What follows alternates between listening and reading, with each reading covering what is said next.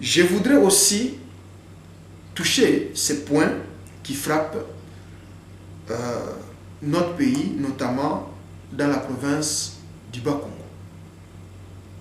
J'entends là les cas du mouvement Bundu Dia Congo. Je voudrais lancer un appel aux responsables de ces mouvements, les Né-Congo que vous êtes. Comprenez d'abord que c'est notre pays. Le Congo, c'est notre pays. Le Congo actuellement passe par un moment difficile. Le Congo c'est un pays qui sollicite maintenant l'attention de tout le monde.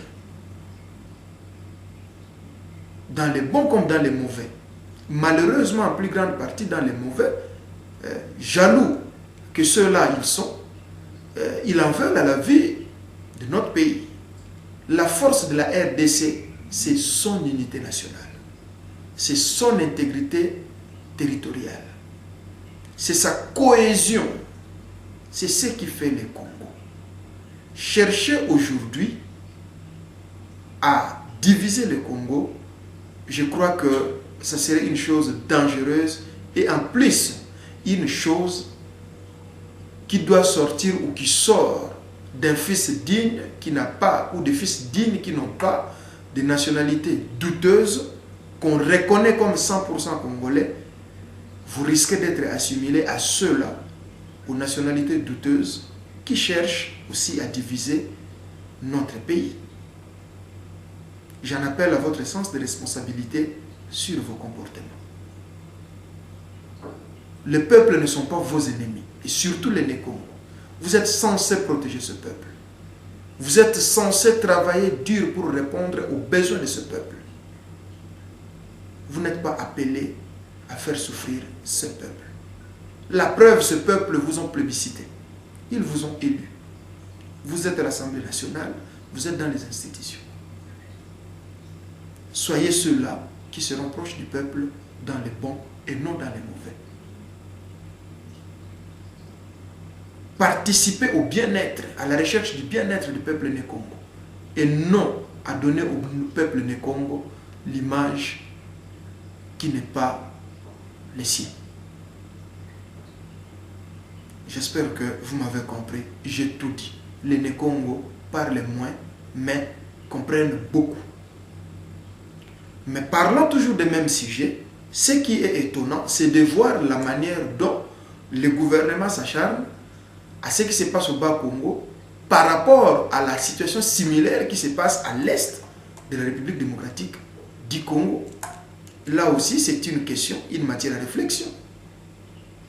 Ben, je pense que la même agitation que le gouvernement a pour le Bas-Congo, ça devait être aussi la même agitation pour l'Est.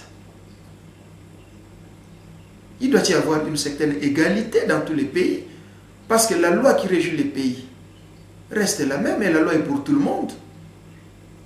Pourquoi devriez-vous favoriser certains et sanctionner l'autre partie, alors que sont tous des situations similaires? Peuple congolais, vous êtes témoin. Vous êtes témoin de voir comment est-ce que la loi est liée, comment est-ce que la loi est faite, comment est-ce que les choses se déroulent dans votre pays, dans notre pays. Chers compatriotes, je voudrais aussi, dans le même sens, en appeler aussi à vous, peuple, d'être éveillés. La politique ne se passe plus dans la chambre. La politique maintenant se passe sous l'arbre. Tout le monde est invité. Personne n'est exclu et personne n'a le droit d'exclure personne.